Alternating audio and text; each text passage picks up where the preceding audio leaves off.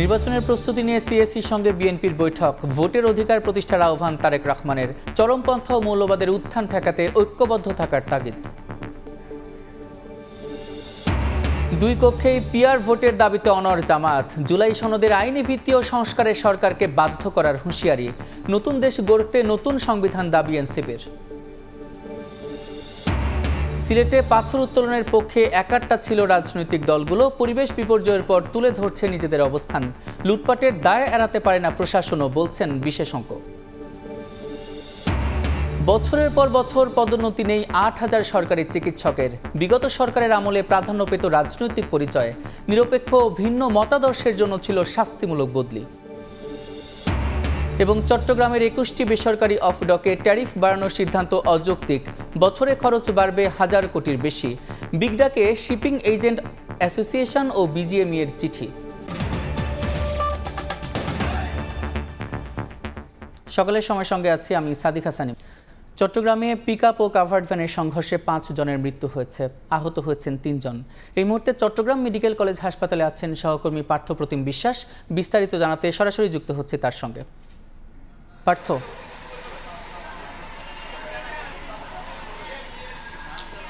চট্টগ্রামের সিটিগেট এলাকায় ভয়াবহ সড়ক দুর্ঘটনার ঘটনা ঘটেছে, যে ঘটনায় এখনো পর্যন্ত ৫ জনের মৃত্যু হয়েছে এবং সে ঘটনাটি সিটিগেট এলাকায় ভোর রাত ৪টা থেকে ৪:৩০টার মধ্যে এই ঘটনাটি ঘটেছে। এবং আমরা যতটুকু জানতে পেরেছি আসলে চট্টগ্রামের সীতাকুণ্ডের ফৌজদারহাট এলাকা থেকে পিকআপ ভ্যানে করে কিন্তু এই যারা আসলে মাছ ধরছে, তারা মাছ ধরার ব্যবসার সাথে জড়িত, তারা ফিশারিঘাট এলাকায় যাচ্ছিল মাছ কিনতে ভোর রাতে।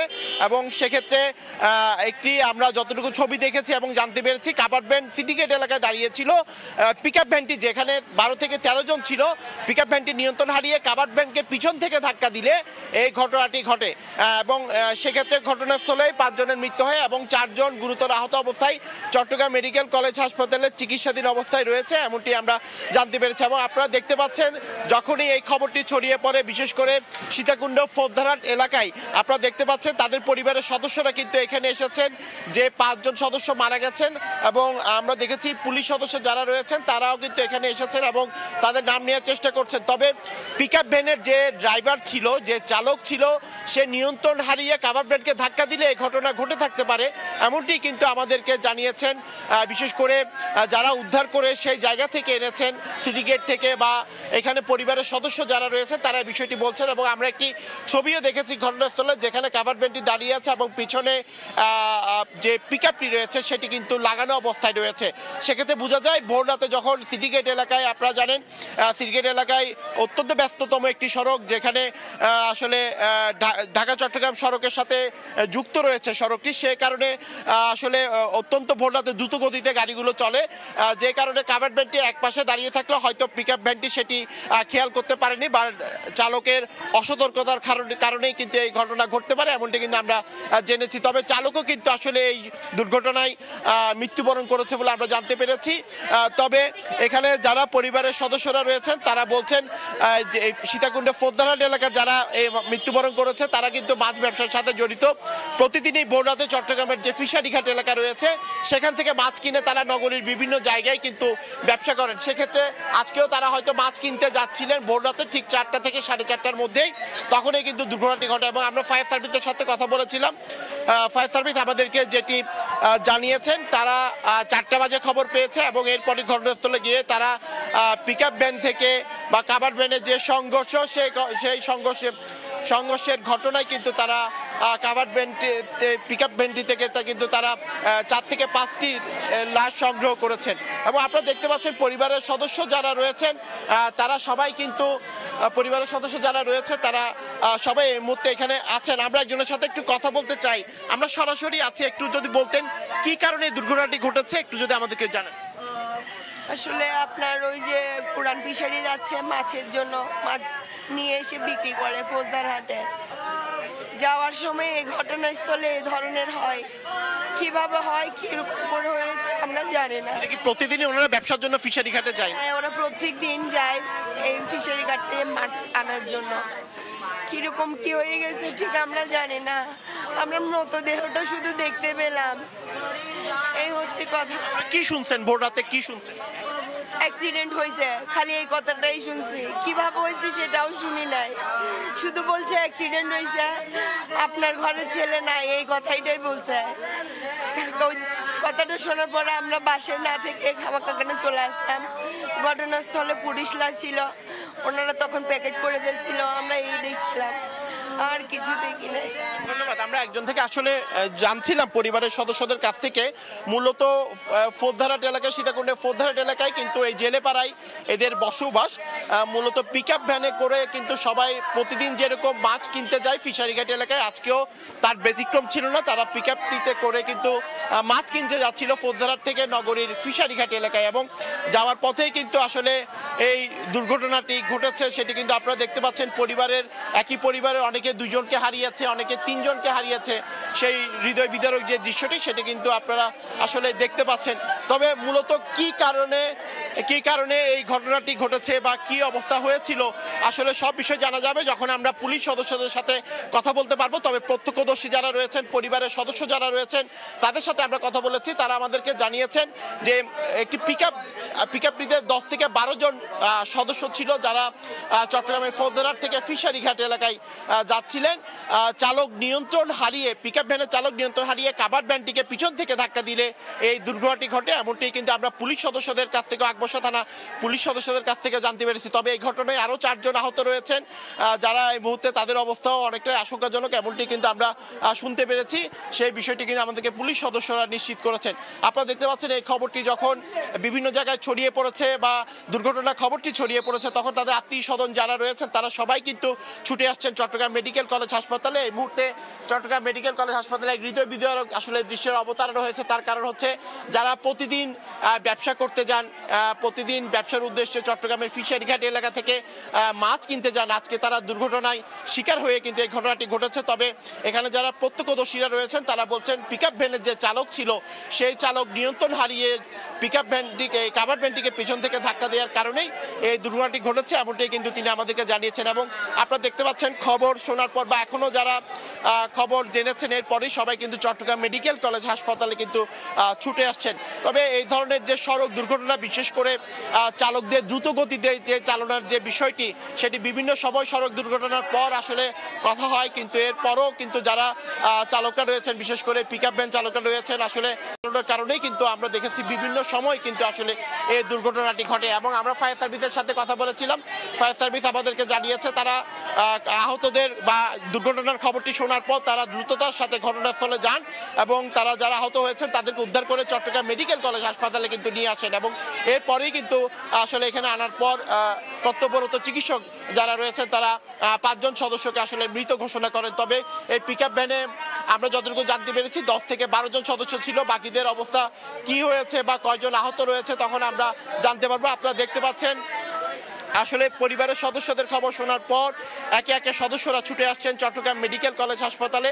এখানে আসলে যারা আহত হয়েছেন বা এখনো যারা চিকিৎসাধীন অবস্থায় রয়েছেন, অনেকে তাদের খোঁজ খবর নিচ্ছে। এছাড়া পিক আপ ভ্যানের এই জেলেপাড়া সদস্য ছাড়াও পিক আপ ভ্যানের অন্য পরিবারের অন্য জায়গার কেউ আছে কিনা, সেই বিষয়টিও কিন্তু আমরা দেখছি পুলিশ এই মুহূর্তে তদন্ত করে দেখছে। তো সেক্ষেত্রে বলা যায়, চট্টগ্রাম মেডিকেল কলেজ হাসপাতালে এই মুহূর্তে হৃদয় বিদারক দৃশ্যের অবতারণা হয়েছে। এবং আজকে ভোর রাত 4টা থেকে 4:30টার মধ্যে কিন্তু একটি কাভার্ড ভ্যানকে পিক আপ পেছন থেকে ধাক্কা দিলে এই দুর্ঘটনাটি ঘটে। এবং এই দুর্ঘটনায় এখনো পর্যন্ত 5 জনের মৃত্যু হয়েছে এবং 4 জন আহত হয়ে, গুরুতর আহত হয়ে চট্টগ্রাম মেডিকেল কলেজ হাসপাতালে চিকিৎসাধীন অবস্থায় রয়েছে। তো এই ছিল আমার কাছে এখনো পর্যন্ত চট্টগ্রাম মেডিকেল কলেজ হাসপাতাল থেকে এখানকার সর্বশেষ খবর। চট্টগ্রাম মেডিকেল কলেজ হাসপাতালের সবশেষ পরিস্থিতি জানাচ্ছিলেন সহকর্মী পার্থপ্রতিম বিশ্বাস। দেশের চরমপন্থা ও মৌলবাদের উত্থান ঠেকাতে বিএনপি প্রতিজ্ঞাবদ্ধ জানিয়ে জনগণের ভোটাধিকার প্রতিষ্ঠায় সবাইকে ঐক্যবদ্ধ থাকার আহ্বান জানিয়েছেন বিএনপির ভারপ্রাপ্ত চেয়ারম্যান তারেক রহমান। এদিকে সিইসির সঙ্গে বৈঠকের পর দলটির স্থায়ী কমিটির সদস্য নজরুল ইসলাম খান বলেছেন, ভোটে আইনশৃঙ্খলা পরিস্থিতি ঠিক রাখতে প্রয়োজনে অতিরিক্ত সেনা মোতায়েনের আশ্বাস দিয়েছে কমিশন। ফেব্রুয়ারিতে ভোট হবে না এমন কথা বলা দলের উচ্চ নিয়েও প্রশ্ন তার। আগামী ত্রয়োদশ জাতীয় সংসদ নির্বাচন সামনে রেখে প্রধান নির্বাচন কমিশনার এএমএম নাসির উদ্দিনের সঙ্গে বৈঠক করতে রোববার বিকেলে আগারগাঁওয়ে কমিশন ভবনে বিএনপি নেতারা। দলটির স্থায়ী কমিটির সদস্য নজরুল ইসলাম খানের নেতৃত্বে 3 সদস্যের প্রতিনিধি সিএসির কাছে নির্বাচন প্রস্তুতি, আইন শৃঙ্খলা পরিস্থিতি, প্রবাসীদের ভোটাধিকার এবং নির্বাচনী আসনের সীমানা নির্ধারণ সহ বিভিন্ন বিষয় তুলে ধরেন। পরে গণমাধ্যমে কথা বলেন নজরুল ইসলাম খান। ফেব্রুয়ারিতে ভোট হবে না এমন কথা বলা দলের ক্ষমতার উৎস নিয়ে প্রশ্ন তোলেন তিনি। ভোটে আইন শৃঙ্খলা পরিস্থিতি ঠিক রাখতে প্রয়োজনে অতিরিক্ত সেনা মোতায়েনে কমিশন আশ্বাস দিয়েছে বলেও জানান বিএনপির নেতা। প্রধান বা উপদেষ্টা মহোদয় বলেছেন নির্বাচন হবে, নির্বাচন কমিশন প্রস্তুতি নিচ্ছে। তারপরে কিসের ভিত্তিতে কোন ক্ষমতার বলে উনি বললেন এটা, এ ব্যাপারে বোধহয় তাকে জিজ্ঞেস করলে ভালো হয়। নির্বাচন কমিশন থেকে যেটা বলা হলো, নির্বাচনের সময়ে যদি প্রয়োজন হয় তারা আরও বেশি সংখ্যক সেনা সদস্য মোতায়েনের ব্যাপারে তারা অনুরোধ করবেন। এদিকে জাতীয় প্রেস ক্লাবে কবিতা পরিষদের আয়োজনে যুক্তরাজ্য থেকে ভার্চুয়ালি যুক্ত হন বিএনপির ভারপ্রাপ্ত চেয়ারম্যান তারেক রহমান। এ সময় তিনি বলেন, দেশে চরমপন্থা ও মৌলবাদ যেন আর আসতে না পারে, সেজন্য প্রতিজ্ঞাবদ্ধ বিএনপি। চরমপন্থা বা মৌলবাদের অভয়ারণ্য যেন কোনোদিন পরিণত হতে না পারে, সেটিও কিন্তু আমাদের প্রত্যাশা, সেটিও আমাদের লক্ষ্য। বাক স্বাধীনতা নিশ্চিতে জনগণের ভোটের অধিকার প্রতিষ্ঠায় সবাইকে ঐক্যবদ্ধ থাকার আহ্বানও জানান বিএনপির ভারপ্রাপ্ত চেয়ারম্যান। লেখার স্বাধীনতার কথা বলেছেন, মত প্রকাশের স্বাধীনতার কথা বলেছেন, আপনার মত পার্থক্য তুলে ধরার কথা বলেছেন, সমালোচনার কথা বলেছেন। আমরা সেই অধিকারগুলোকে প্রতিষ্ঠিত করতে পারি যদি আমরা একটি অ্যাকাউন্টেবল রাষ্ট্র ব্যবস্থা গড়ে তুলতে সক্ষম হই, এবং সেটি একমাত্র করা সম্ভব মানুষের ভোটের অধিকার রক্ষার মাধ্যমে। একই অনুষ্ঠানে বিএনপির স্থায়ী কমিটির সদস্য সালাউদ্দিন আহমদ বলেন, ফ্যাসিবাদ আর যেন ফিরে আসতে না পারে, সেজন্য সবাইকে সজাগ থাকতে হবে। বাংলাদেশের মানুষের ইচ্ছার অভিপ্রায় সবকিছু আছে, বাস্তবায়নটা আমরা করি না, এটাই হলো ব্যবধান। আহমেদ সালেহিন, সময় সংবাদ, ঢাকা। জুলাই সনদের আইনি ভিত্তি ছাড়া নির্বাচন হলে আরেকটি ফ্যাসিবাদের জন্মের শঙ্কা জামায়াতের। উচ্চ ও নিম্ন দুকক্ষেই পিআর পদ্ধতি ছাড়া সুষ্ঠু নির্বাচন হবে না বলে মনে করে দলটি। মৌলিক সংস্কারের দাবি পূরণে সরকারকে বাধ্য করার হুঁশিয়ারি নেতাদের। আর নতুন দেশ গড়তে সব দলকে ঐক্যবদ্ধ থেকে জুলাই সনদের বাস্তবায়নের আহ্বান এনসিপির। জুলাই ঘোষণাপত্র ও জুলাই সনদের আইনি ভিত্তি ও করণীয় শীর্ষক সেমিনার আয়োজন করে বাংলাদেশ জামায়াতে ইসলামী। এতে দলের শীর্ষ নেতাদের পাশাপাশি অংশ নেন বিভিন্ন রাজনৈতিক দল ও সুশীল সমাজের প্রতিনিধিরা। অনুষ্ঠানে অংশ নিয়ে জাতীয় নাগরিক পার্টির সদস্য সচিব আক্তার হোসেন বলেন, সব রাজনৈতিক দলকে ঐক্যবদ্ধ থেকে জুলাই সনদ বাস্তবায়ন করতে হবে। বাংলাদেশের মানুষেরা জুলাই সনদ বাস্তবায়নের আইনি ভিত্তি পাবে, গণপরিষদ নির্বাচনের মধ্য দিয়ে নতুন সংবিধান হবে, ফ্যাসিবাদী সংবিধান থেকে মানুষ মুক্তি পেয়ে গণতন্ত্রের পথে বাংলাদেশের উত্তরণ ঘটবে। জুলাই সনদের আইনি ভিত্তি না নিয়ে নির্বাচন হলে নতুন করে ফ্যাসিবাদের জন্ম হবে মন্তব্য করে জামায়াতের সেক্রেটারি জেনারেল মিয়া গোলাম পরওয়ার বলেন, পিআর পদ্ধতি ছাড়া কখনোই সুষ্ঠু নির্বাচন হবে না। আইনি ভিত্তি না দিয়ে বিদ্যমান কাঠামোতে নির্বাচন হলে আরেকটা হাসিনার জন্ম হবে, আরেকটা ফ্যাসিবাদের জন্ম হবে। লোয়ার হাউস ও আপার হাউস প্রস্তাবিত দুই হাউজেই আমরা পিআরের নির্বাচন চাই। পিআর সংস্কার এবং জুলাই সনদের আইনি ভিত্তির দাবি পূরণে সরকারকে বাধ্য করা হবে বলে হুঁশিয়ারি দেন জামায়াতের নায়েবে আমির সৈয়দ আব্দুল্লাহ মোহাম্মদ তাহের। আমরা যারা পিআর চাই, যারা সংস্কার চাই, যারা দুর্নীতিমুক্ত বাংলাদেশ চাই, সবাই মাঠে আবার ঐক্যবদ্ধভাবে যৌথভাবে আমরা এই দাবি পূরণে সরকারকে বাধ্য করব। পিআর পদ্ধতিতে ভোটের পক্ষে একটি দল ছাড়া সব রাজনৈতিক দল একই মঞ্চে আছে বলে মন্তব্য করেন জামায়াতের নায়েবে আমির। আবু সাইদ নিশান, সময় সংবাদ, ঢাকা। নিষেধাজ্ঞা উপেক্ষা করে সিলেটের ভোলাগঞ্জে পাথর উত্তোলনের পক্ষে একাট্টা অবস্থানে ছিল বিএনপি, জামায়াত ইসলামী আন্দোলন সহ অধিকাংশ রাজনৈতিক দল। আর এই সুযোগ নিয়ে শুরু হয় লুট। এই ঘটনায় রাজনৈতিক দলগুলো পরস্পরকে দোষারোপ করে বলছে, হাজার হাজার মানুষের জীবন জীবিকার দিকে তাকিয়ে সীমিত আকারে পাথর উত্তোলনের কথা বললেও হরি লুটের ঘটনাকে সমর্থন করেন না তারা। আর বিশ্লেষকরা বলছেন, রাজনৈতিক দল, সরকার ও প্রশাসন দায় এড়াতে পারে না কেউই। শাকির আহমেদের রিপোর্ট। সিলেটের ভোলাগঞ্জের সাদা পাথর দেশি বিদেশি পর্যটকদের কাছে এ যেন এক বিস্ময়। পাথর লুটের পর আকর্ষণীয় এই পর্যটন কেন্দ্রটি হারিয়েছে জৌলুস। হঠাৎ এই হরিলুটের নেপথ্যে কারা, এমন প্রশ্নের উত্তর খুঁজতে গেলে বের হয় রাজনৈতিক সম্পৃক্ততা। ভোলাগঞ্জের কোয়ারির ইজারা বাতিল ও পাথর উত্তোলনের নিষেধাজ্ঞাকে উপেক্ষা করে প্রায় সব রাজনৈতিক দল পাথর উত্তোলনের পক্ষে দাঁড় করিয়েছিল নানা যুক্তি। গত বছরের সেপ্টেম্বরে পাথর উত্তোলনের নিষেধাজ্ঞাকে ভারতীয় আগ্রাসন দাবি করে ইসলামী আন্দোলন বাংলাদেশের পক্ষ থেকে বলা হয়, দ্রুত পাথর উত্তোলন না করলে ভয়াবহ বন্যার সৃষ্টি হবে। তবে দলটির মুখপাত্র বলছেন, ইসলামী আন্দোলন লুটের ঘটনায় সম্পৃক্ত নয়। সবকিছু ঠিক রেখে পাথর যদি তোলা যেত, মানুষের জীবনযাত্রাটাও যাতে ঠিক থাকে, আমাদের কথা ছিল এটা। আমরা তো কাউকে বলি নাই লুটপাট করার জন্যে। চলতি বছরের জুনে পাথর তুলতে নিষেধাজ্ঞা প্রত্যাহারের দাবিতে বিক্ষোভ মিছিল ও মানববন্ধন করে পাথর সংশ্লিষ্ট ব্যবসায়ী, মালিক, শ্রমিক ঐক্য পরিষদ। সমাবেশে অংশ নিয়ে পাথর উত্তোলন বন্ধ রাখার সিদ্ধান্তকে উদ্দেশ্য প্রণোদিত আখ্যা দেয় মহানগর জামায়াত। তবে ঘটনার পর পরিবেশ রক্ষায় নিজেদের অবস্থান তুলে ধরছে দলটি। যেখানে পরিবেশ নষ্ট হবে না, এই অবস্থাগুলোর ভিতরে যদি এটা লিজ দেওয়া যায়, তো সরকার রাজস্ব পেল এবং এটা একটা শৃঙ্খলার ভিতরে আসলো। সেই প্রেক্ষিতে অনেক দল সেখানে বক্তব্য রেখেছে এবং সেখানে আমরাও বক্তব্য রেখেছিলাম। কিন্তু এখনকার যে পরিস্থিতি তৈরি হয়েছে, এটা মনে হয় এখন আপাতত আর চিন্তা করার সুযোগ নেই। অন্যান্য দলের মতো পাথর উত্তোলনের পক্ষে অবস্থান নেয় স্থানীয় বিএনপি। দলটির স্থায়ী কমিটির সদস্য ইকবাল হাসান মাহমুদ টুকু বলছেন, হাজারো শ্রমিকের জীবন জীবিকার বিষয়টি বিবেচনা করে সীমিত পরিসরে পাথর উত্তোলনকে সমর্থন করলেও হরিলুট করে পরিবেশের বিপর্যয় সমর্থন করে না দলটি। জড়িতদের বিরুদ্ধে সাংগঠনিক ব্যবস্থা নেওয়া হয়েছে বলেও জানান তিনি। এখানে সরকারের ল্যাপস আছে বলে এটা হয়েছে। যে সরকারটা চলে গেছে, সে সরকার তো রন্ধ্রে রন্ধ্রে সব তাদের লোক ঢুকে গেছে। তারা চায় যাতে এসব ঘটনা বেশি ঘটুক, ফলে আরও সমালোচনা হোক। প্রতিটি দলের দায়িত্ব আছে এবং দায়িত্ব নিয়ে সচেতন থাকা। আমাদের দল সেটা প্রতিকার করেছে। পাথর উত্তোলনের পক্ষে ছিল জাতীয় নাগরিক পার্টি ও এবি পার্টির নেতারাও। বিভাগীয় কমিশনারও পাথর উত্তোলনের পক্ষে সাফাই গিয়েছেন।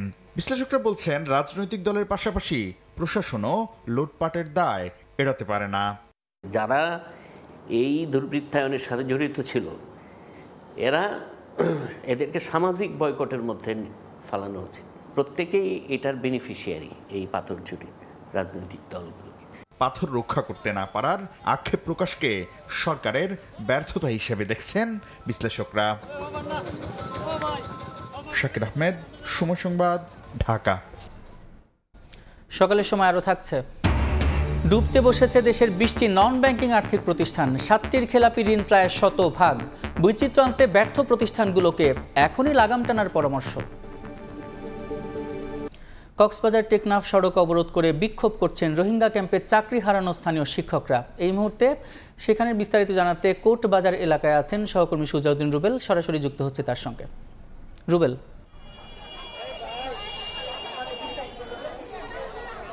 কক্সবাজারের রোহিঙ্গা ক্যাম্পে স্থানীয় যারা শিক্ষক চাকরিচ্যুত হয়েছেন, তারা আবারও আন্দোলন শুরু করেছে।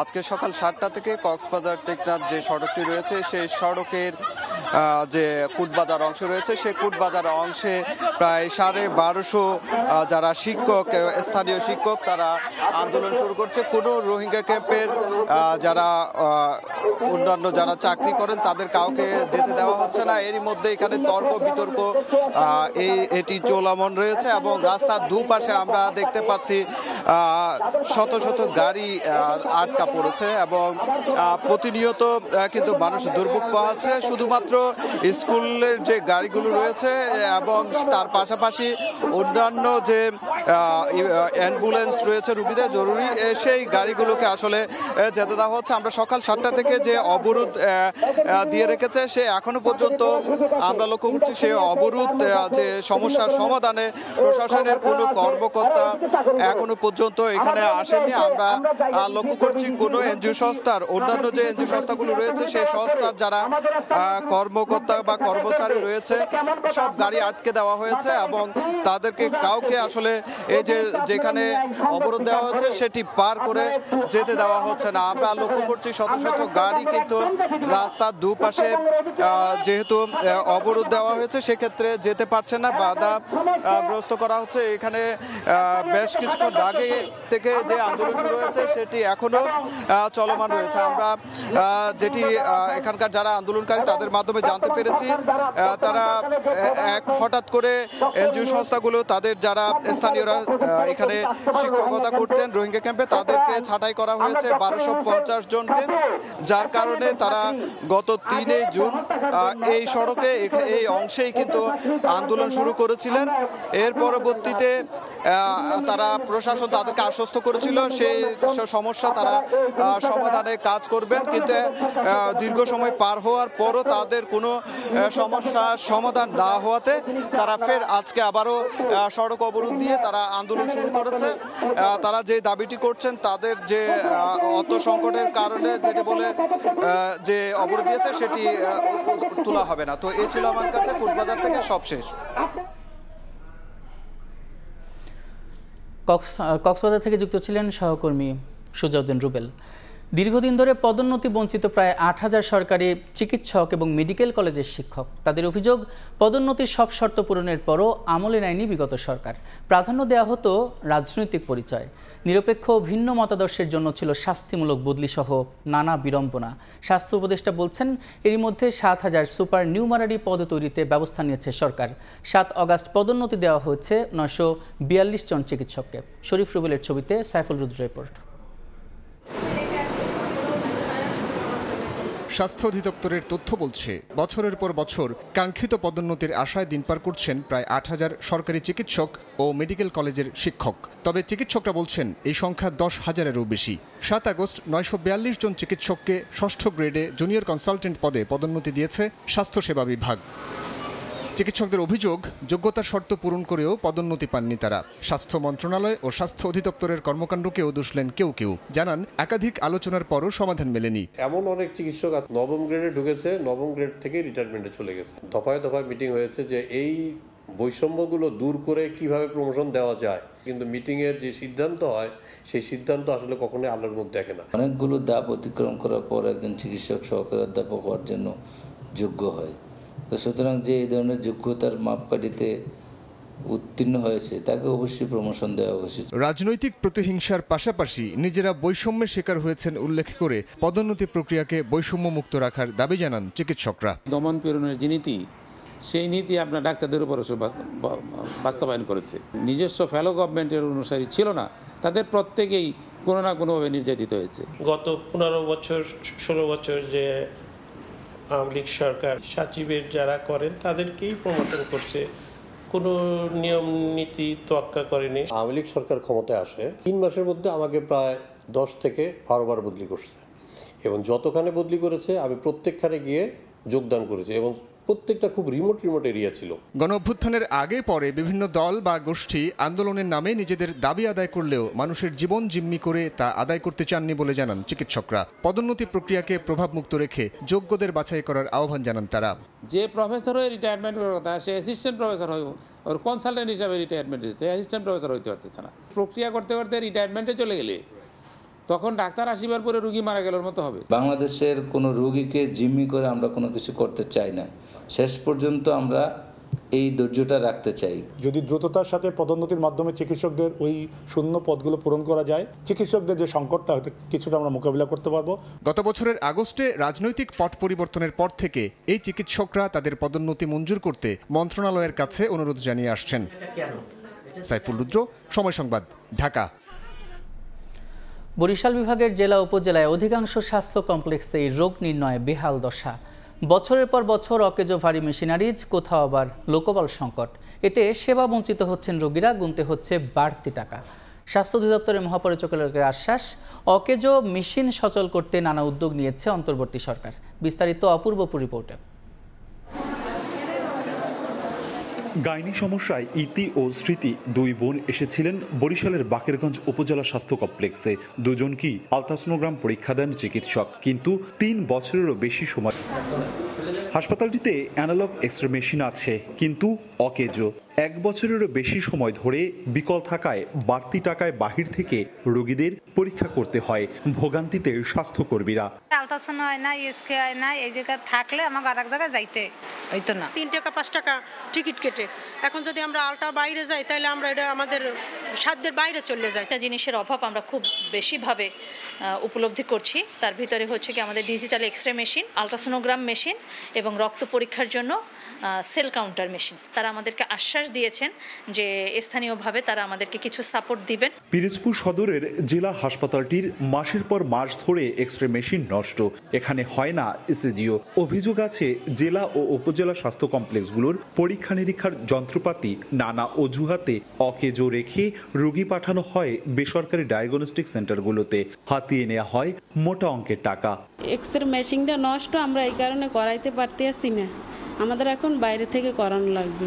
আর বাইরে তো টাকা বেশি 600, এখানে তো কমই পারতাম সরকারি রেট। অধিকাংশ আমরা করতে পারতেছি, 2-1টি হয়তো আমাদের সমস্যা থাকতে পারে, কিন্তু আমরা সেটাও আমরা চেষ্টা করব পরবর্তীতে এটা করার জন্য ব্যবস্থা করব। পটুয়াখালী 250 শয্যার হাসপাতালে বছরের পর বছর বিকল হয়ে পড়ে আছে নানা যন্ত্রপাতি। 5টি এক্সরে মেশিনের 3টি নষ্ট, 2টি আলট্রাসোনোগ্রাম মেশিনের অচল, 1টি, যার কারণে রোগীদের গুনতে হয় বাড়তি টাকা।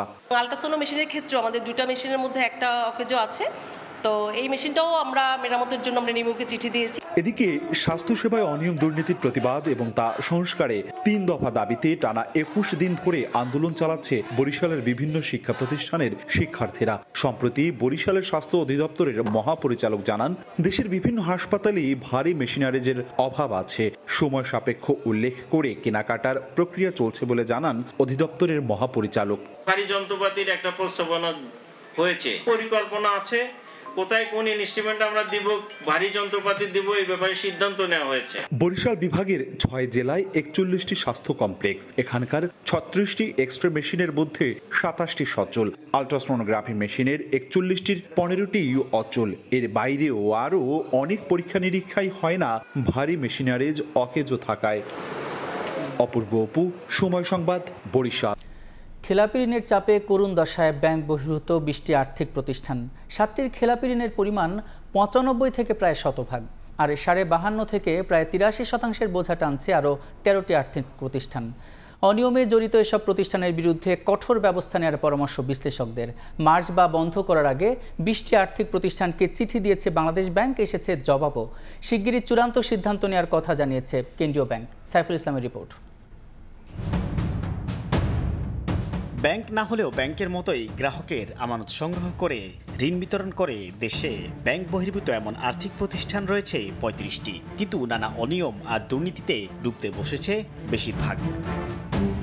বাংলাদেশ ব্যাংকের তথ্য, এই খাতে মোট খেলাপি ঋণের পরিমাণ 27,189 কোটি টাকা। গেল 3 মাসে বেড়েছে 2,100 কোটি টাকা। এর মধ্যে far east, BIFC, union capital এবং ইন্টারন্যাশনাল লিজিংয়ের বিতরণ করা ঋণের 95% বেশি উঠেছে খেলাপির তালিকায়। এর বাইরে আরও 13 প্রতিষ্ঠানের অবস্থা নাজুক। তাদের দেয়া ঋণের 52 থেকে 82% বেশি হয়েছে খেলাপি। অর্থনীতিতে শক্তিশালী ভূমিকা রাখতে আর ব্যাংকিং ব্যবস্থায় বৈচিত্র্য আনতে ব্যর্থ এসব প্রতিষ্ঠানের লাগাম টানার পরামর্শ আর্থিক খাত বিশ্লেষকদের। ব্যাংকিং মার্কেটে যেহেতু আর নতুন লাইসেন্স দেওয়া সুবিধা না, সেই জন্য এই সমস্ত লুটেরাদের লাইসেন্স দেওয়া হয়েছে আপনার নন ব্যাংক। এরা নন ব্যাংক থেকেও টাকা পয়সা মারছে। যারা নাকি ফাইন্যান্সিয়ালি সাউন্ড আছে, যার ক্যাপিটাল ভালো, লিকুইডিটি ভালো, যার এনপিএল কম, এই ধরনের 2-3টা রেখে বাকি সবগুলো এক্সিট পলিসিতে ফেলে দেওয়া উচিত বা এগুলো বন্ধ করে দেওয়া উচিত। এমন পরিস্থিতিতে প্রতিষ্ঠানগুলো কেন বন্ধ বা মার্জ করা হবে না, সেই ব্যাখ্যা চেয়ে বাংলাদেশ ব্যাংকের দেয়া চিঠির জবাবও এসেছে। বর্তমানে চলছে তথ্য যাচাইয়ের কাজ, এরপর চূড়ান্ত সিদ্ধান্ত নেওয়া হবে বলে জানিয়েছে বাংলাদেশ ব্যাংক। আবেগী কথাবার্তা চলবে না, তাকে বিভিন্ন ফ্যাক্টস অ্যান্ড ফিগার্স দিয়ে বোঝাতে হবে যে এই ফিগারের কারণে আমার প্রতিষ্ঠান চলমান থাকবে, বন্ধ করা উচিত হবে না। তো সেগুলো আবার আমরা আমাদের ছাঁচে ফেলে দেখব ফিনান্সিয়াল ইন্ডিকেটরগুলির যে অবনতি ঘটেছে আগামী 5 বছরের মধ্যে এখান থেকে আমি উত্তরণ করতে পারবো। এখন সেই 5 বছরটা আমাদের কাছে অ্যাকসেপ্টেবল কিনা, বা 5 বছর সময় যদি দেওয়া হয় সত্যিকার অর্থে 5 বছরে সে এই অবস্থা থেকে উত্তরণ করতে পারবে কিনা, সেটাও তো আমাদেরকে অ্যানালাইসিস করে দেখতে হবে। কেন্দ্রীয় ব্যাংকের তথ্য, এর আগে গেল ডিসেম্বরে ৩৫ নন ব্যাংকিং আর্থিক প্রতিষ্ঠানের খেলাপি ঋণ ছিল ২৫,০৮৯ কোটি টাকা, যা এই খাতের বিতরণ করা মোট ঋণের ৩৩.25%। সাইফুল ইসলাম, সময় সংবাদ, ঢাকা। ২১টি বেসরকারি অফডকে ট্যারিফ বাড়ানো নিয়ে বিগডার সঙ্গে বিজিএমইএ শিপিং অ্যাসোসিয়েশনের টক অফ ওয়ার শুরু হয়েছে। কোনো রকম আলোচনা ছাড়াই ৩০ থেকে ৬৩% ট্যারিফ বাড়ানোর অভিযোগ জানিয়ে এই সিদ্ধান্ত থেকে সরে আসার চিঠি দিয়েছেন তারা।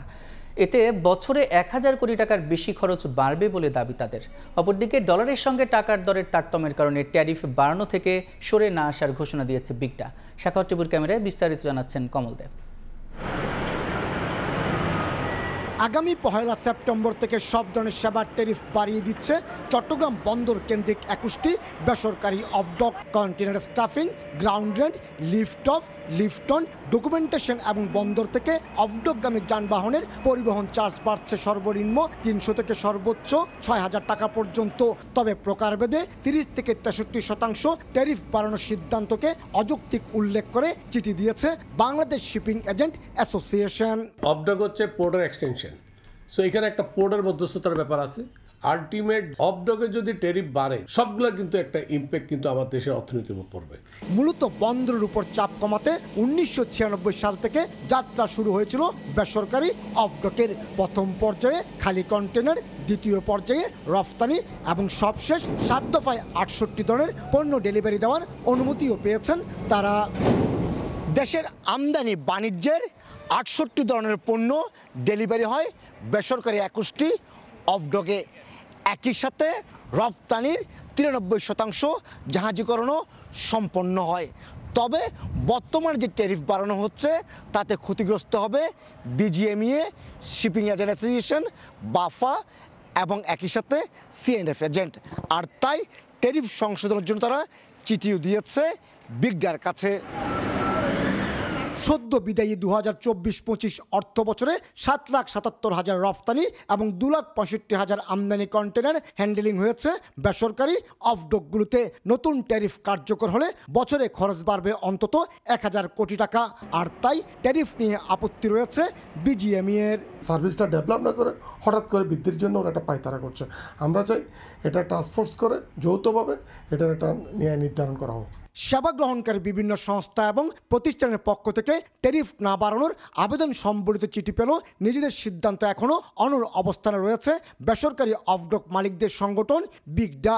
এক্ষেত্রে ডলারের বিপরীতে টাকার মূল্যের তারতম্যের তথ্য তুলে ধরেছেন এই বিগডা কর্মকর্তা। ইউএস ডলারের এগেনস্টে টাকার যে ডিভ্যালুয়েশন হয়েছে সেটা প্রায় ৫৫%-এর অধিক। সুতরাং বেসরকারি অফডকগুলো কিন্তু বিভিন্ন খাতেই তাদের মাসুলগুলো আগের মতো পাচ্ছে না।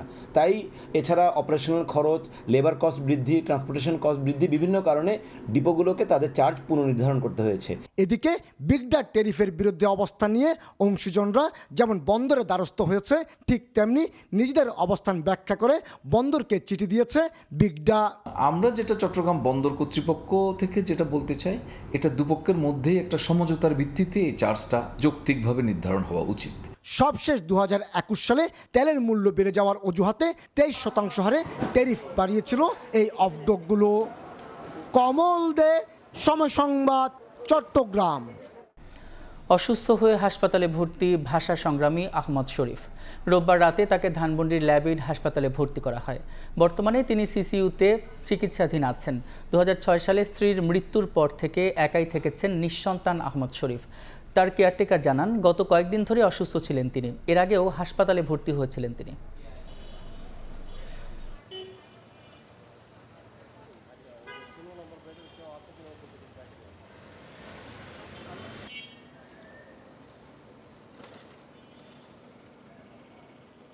শরীরে দাঁড়াইতে পারতেছে না, বইসা পড়ে। আর উনি কথাও ঠিক মতন বলতে পারতেছে না ভালো করে। ওনার মানুষজনের সাথে কথাও বলে না, আর মানুষজন চিনতেও পারে না। বেশিরভাগ চোখে কম দেখে, তো ওই কণ্ঠ শুনলে একটু বুঝতে পারে যে বলে অমুক আসছে। এবার আবহাওয়ার খবর।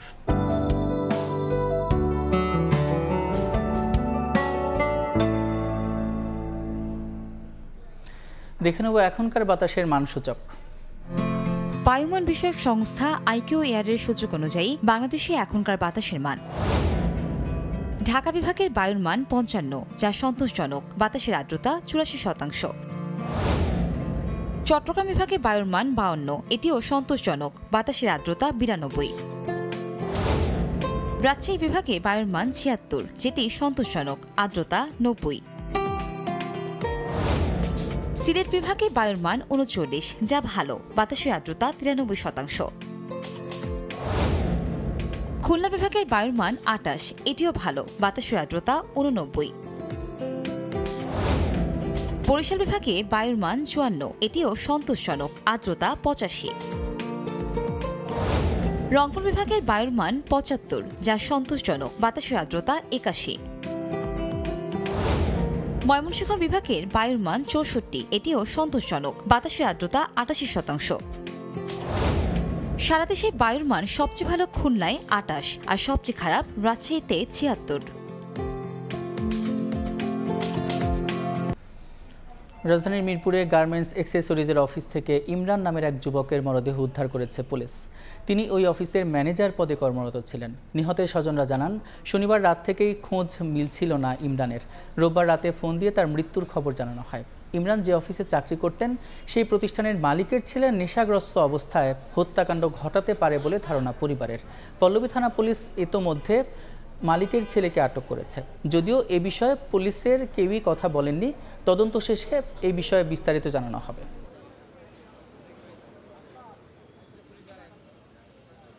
গতকাল রাতে থেকে পাওয়া যাচ্ছে না, তা আমি আবার ফোন দিলাম আমার মোবাইলে, অনলাইনে দিলাম, অফলাইনে দিলাম, তো দেখতেছি যে বন্ধ বলতেছে। পরে আমি বেরিয়েছি বাসা থেকে, বেরোয় আমার ছোটো ভাই নিয়ে রওনা দিছি। তখন ফোন দিলাম কি অবস্থা, বললো যে ইসলাম ব্যাংক হাসপাতালের পাশে, তাড়াতাড়ি ভাই চলে আসো। আমার অনেক ছোট ওরা। তারপর কি মাঝপথে আইসা ফোন দিলাম, শুনলাম যে মার্ডার। পুলিশে মালিকের ছেলেকে অ্যারেস্ট করছেন। তো মালিকের ছেলেকে বলছে যে কি ঘটনা ঘটছে, মালিকের ছেলে কোনো সতর্ক দিতে পারে নাই। তো আশেপাশের লোকজন বলতেছিল যে মালিকের ছেলে ছিলেন নেশাগ্রস্ত, অস্বাভাবিকভাবে হচ্ছে গিয়ে বদমেজাজি ছিলেন। তো ওই অবস্থায় হচ্ছে গিয়ে কোনো ঘটনা ঘটতে পারে। দেখছেন সকালের সময় খেলার খবর। ছুটি শেষে আবারও দলের সঙ্গে যোগ দিলেন spin bowling coach Mushtaq Ahmed. মিরপুরে স্কিল ক্যাম্পের শেষ দিনে রিশাদ নাসুমদের নিয়ে দীর্ঘ সেশন করেছেন পাকিস্তানি এই কোচ। ছুটি কাটিয়ে এদিন অনুশীলনে যোগ দিয়েছেন তাওহিদ হৃদয়ও। সামনে নেদারল্যান্ড সিরিজ, এরপর কঠিন পরীক্ষা এশিয়া কাপ। এর আগে ক্রিকেটারদের সেরা ছন্দে রাখতে সর্বোচ্চ চেষ্টা করছে ফিল সিমন্সের কোচিং প্যানেল। কখনো রাগ, কখনো খুনছুটি, ভালো করলে হাততালি দিতেও কার্পণ্য করছেন না। মুশতাক আহমেদের সঙ্গে রিশাদদের সম্পর্কটা এমনই। এদিন পাকিস্তানি কোচকে পেয়ে যেন একটু বেশি চনমনে ছিলেন টাইগার স্পিনাররা। সবাই যেন ব্যস্ত হয়ে উঠলেন যার যার সমস্যা খুঁজে বের করতে।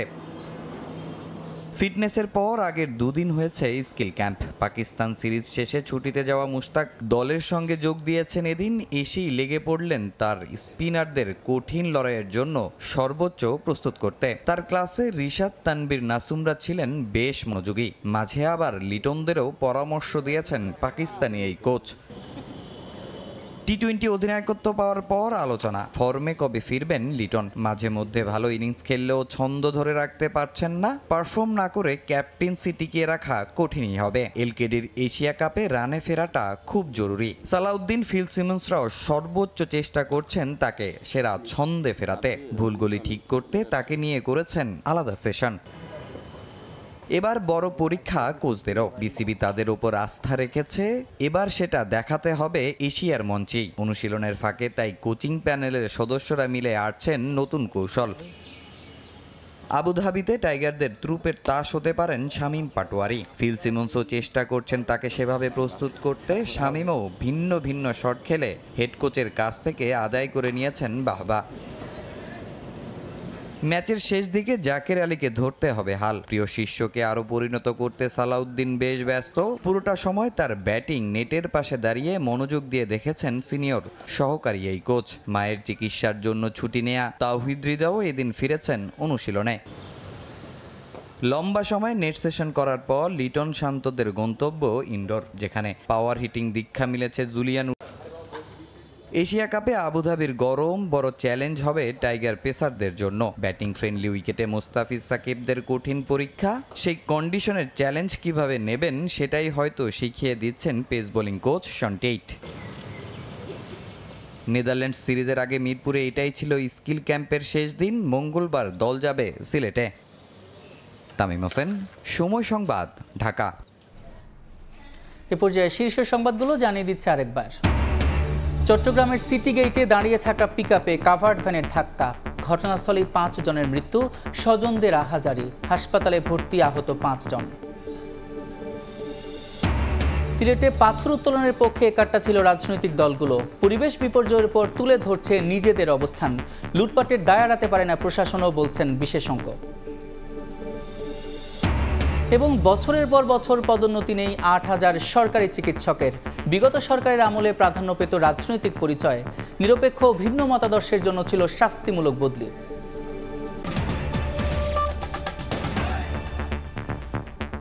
এই ছিল সকালের সময়, সঙ্গে থাকুন সময়ের।